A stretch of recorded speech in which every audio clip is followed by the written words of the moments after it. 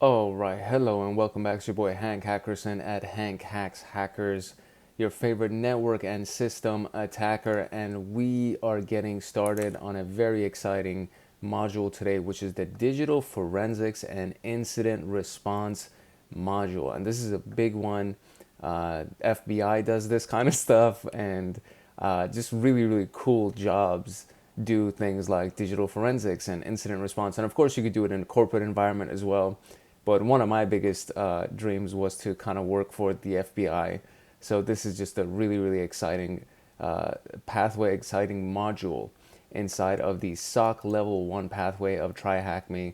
And we're going to jump into the introduction today, and then we're going to do all of these cool freaking tasks and rooms as we go along this path. So here we go, the DFIR introduction. I very much welcome you to like, subscribe, follow, turn on notification bell, comment, all that good stuff, especially if you're trying to study to become a forensic specialist or security analyst or anything like that. The path that we're on is exactly what you're looking for. And when you do any of those activities, when you like and comment and subscribe, all that stuff, it helps the YouTube algorithm to give the channel more reach, so we can help more people and gain and build the community. But it also is directly helpful to you depending on the path that you're on. And I do a lot of stuff with Pentest Plus, and this is just a path that we're on, which is the SOC level 1 for security analyst. And of course, now we are in digital forensics. So it's a win-win situation if I've ever heard of one. And it would be an amazing thing to actually have you be a part of our community. So without further ado, let's jump into the introduction of the room. So this is a free room, just to give you a quick glance at this. And anybody can do this. You don't even need a paid subscription to tryhackme. So I recommend that you actually do it and kind of learn from it and have fun with it. The intro goes like this. So security breaches and incidents happen despite the security team trying their best to avoid them worldwide. The prudent approach is in such a scenario is to prepare for the time when an incident will happen so that we are not caught off guard. Thus, digital forensics and incident response has become an essential subject in defensive security. In this room, we will cover the basic concepts of DFIR and introduce rooms that expand our knowledge of DFIR. The room will cover, this particular room is going to cover introduction, some basic concepts that are used in DFIR, the incident response processes that are used in the industry, and the tools that we're going to be using for digital forensics and incident response. So this is going to be very fun in my humble opinion. I'm excited about it, so I hope you're also excited about it. The need for digital forensics and incident response. So this is kind of it's a big requirement, I think, in the world. And I mean, digital forensics, you've seen probably so many movies that somebody had to pull something out of a laptop that was in a burned building, and now you got to figure out what's going on with that situation. And Mr. and Mrs. Smith is one of my favorite movies, and there's a scene from that where he finds, the burned laptop from the desert, where he like shoots the rocket at Angelina Jolie, and he needs to find out what's on the laptop. So he takes it to this like beautiful, gorgeous nerd chick who helps him, dig through the laptop and find all that stuff. So that's what it is. That's digital forensics right there for you. So we're going to cover the collection of forensic artifacts from devices such as computers, media devices, smartphones, and everything to investigate an incident. And it helps security professionals identify footprints left by an attacker when a security incident occurs. Use them to determine the extent of compromise in an environment and restore the environment to the state it was before the incident occurred. The need for digital forensic incident response goes in a lot of different categories, and this is probably just even the kind of the tip of the iceberg. So finding evidence of the attacker in the network and sifting false alarms from actual incidents, robustly removing the attacker so that their foothold no longer remains, identifying the extent and time frame of the breach, and this helps in communicating with relevant stakeholders, finding the loopholes that led to the breach and what needs to be changed to avoid it again, understanding attacker behavior to preemptively block further intrusion, and sharing information about that attacker with the community. Understanding their behavior is essentially just trying to understand why they did what they did and what they were after, so that you can either secure that asset better or just block any other vector that could be used to get to it. So as the name suggests, DFIR, we'll just call it that to make it easy. So DFIR requires expertise in both digital forensics and incident response. Dividing these two fields this way, the following skill set is needed. Digital forensics, and professionals are experts in identifying forensic artifacts or evidence of human activity in digital devices. And in incident response, are experts in cybersecurity and leverage forensic information to identify the activity of interest from a security perspective. DFIR professionals know about digital forensics and cybersecurity and combine these domains to achieve their goals. And the domains are often combined because they are highly interdependent, meaning that they link as if they're links in a chain, right? They kind of connect to each other. And incident response leverages knowledge gained from digital forensics. Similarly, digital forensics takes its goals and scope from the incident response process, and the IR defines the extent of forensic investigation. So what does DFIR stand for? And it is Digital Forensics Incident Response. I even misspelled response and they still gave it to me. DFIR requires expertise in two fields. One of them is digital forensics. What is the other one? It's incident response. Incident. Isn't that how you spell it? Incident. Fine. Incident response. And I misspelled incident to incidenti and they still gave it to me. Okay, whatever. Close enough, I guess. All right, moving on. Okay, so the basic concepts of DFIR, and we need to launch a site on the side here to go through that. So we have artifacts, which are the pieces of the evidence that point to an activity performed on a system. They're collected to support a hypothesis or basically investigate. So if we're to claim that the attacker used Windows registry keys to maintain persistence on a system, we can use the said registry key to support our claim. In this case, the mentioned registry key will be considered an artifact. Artifact collection is therefore an essential part of the DFIR process, and it can be collected from the endpoint or the server's file system, memory, network activity, a lot of other things. Most of the time, enterprise environments mainly consist of Windows and Linux. To learn more about the forensics artifacts, you can lead the Windows Forensics 1, 2, or the Linux Forensics, which I don't think I've done. So that's going to be another thing that we're going to have to do. And it's probably a part of this. Yeah, so Windows Forensics and then Linux Forensics. It's right down our path. So evidence preservation. When performing DFIR, we must maintain the integrity of the evidence. So this is very, very important. There are best practices to do this. And there's something called the chain of custody, and I don't think they mention it here.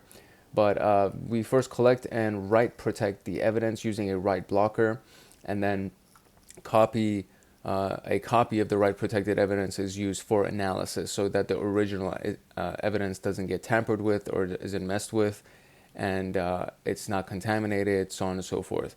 So if the copy that's under investigation gets corrupted, then we can always go back and make a new copy. Chain of custody, there we go. So they mentioned chain of custody here. And chain of custody is basically maintaining the integrity of the evidence.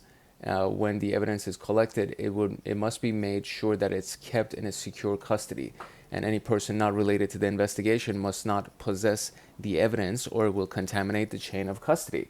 A contaminated chain of custody raises questions and so on and so forth. And basically the whole idea behind this is that you use seal-proof bags, tags, there's extensive forms that you fill out, and you even get hashes of the disk image of whatever the device is, so that if anything at any point is done and it changes anything on that device, the hash changes, which means that somebody broke chain of custody and something happened along the way. And then you go back to the forms and you say, hey, listen, Detective A, you had it last. And what happened between you passing it to the forensics department or to the the evidence vault, right? It's like what happened between you passing it to the evidence vault and you having access to it, like what happened? That's chain of custody. Order of volatility. Evidence is often volatile, meaning it can be lost forever if not captured in time. For example, Data in a computer memory's RAM will be lost when the computer is shut down, since the RAM keeps data only as long as it remains powered on. Some sources are more volatile as compared to others. For example, a hard drive is persistent storage and maintains the data even if the power is lost. Therefore, a hard drive is less volatile than the RAM, right? So the order of volatility. So the RAM is more important than the hard drive, especially if the device is still turned on. While performing DFIR, it is vital to understand the order of volatility. And in the example above, we need to preserve the RAM before preserving the hard drive, since we can lose the data in the RAM if we don't prioritize it. And then once we've collected the artifacts, we need to present them understandably to fully use the information contained in them. A timeline of events needs to be created for efficient and accurate analysis. This timeline of events puts together the activities in chronological order, and it's called timeline creation, and it provides perspective to the investigation and helps collate information from various sources to create a story of what just happened.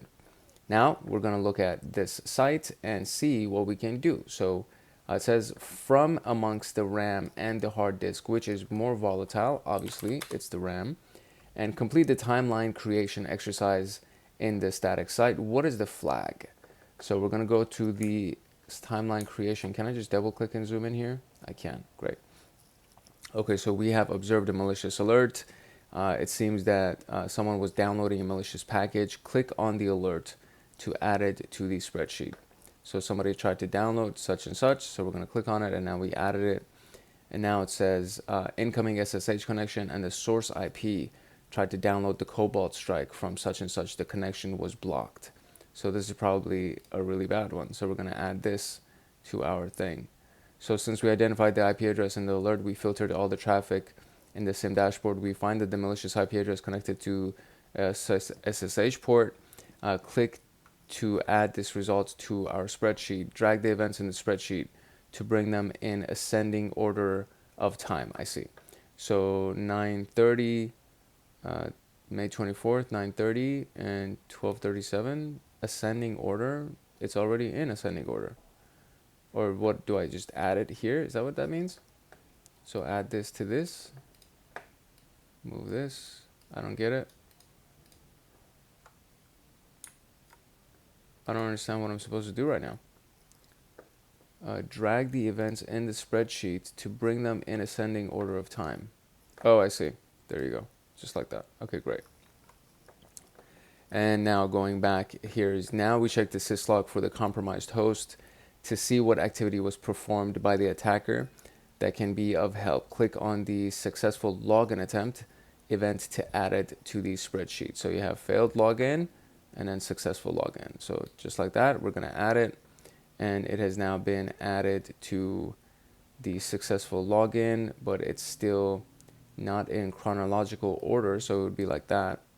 So there we go. Now we have the order. So they tried to connect, they successfully logged in, and at 12:37 they tried to download Cobalt Strike, and the connection was blocked.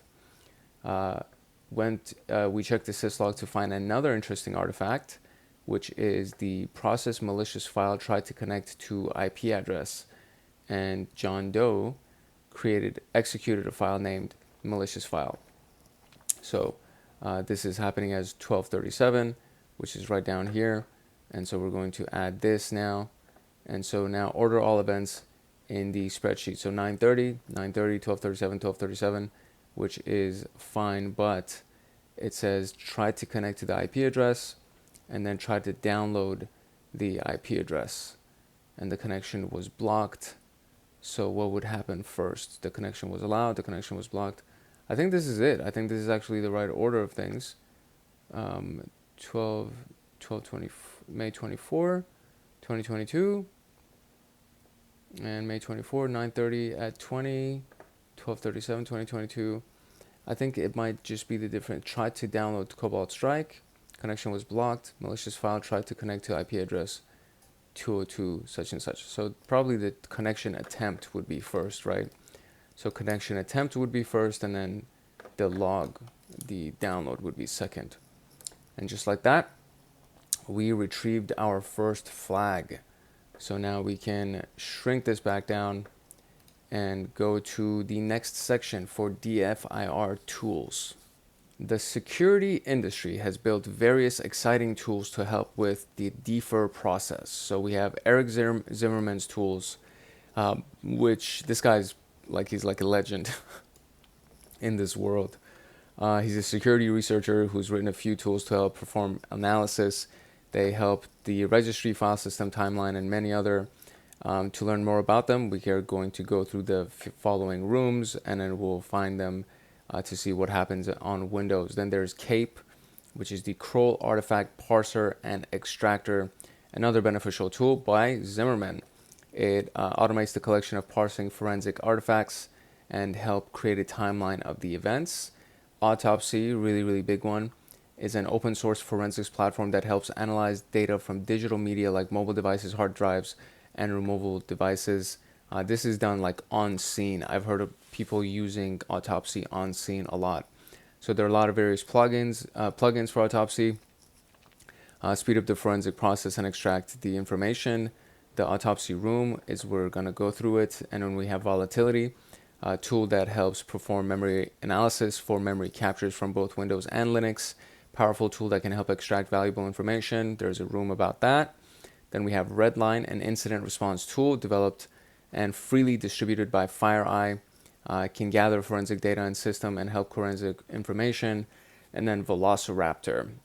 This is another one that I've also heard of. An advanced endpoint monitoring forensics and response platform. It is open source, but very powerful. And we have a room for that as well. So while all these things are helpful, it's essential to understand the process followed to achieve the goals. The incident response process. The use of digital forensics is to do incident response, right? So we'll learn the incident response process and observe what digital forensics does to help, right? Different organizations have published standardized methods.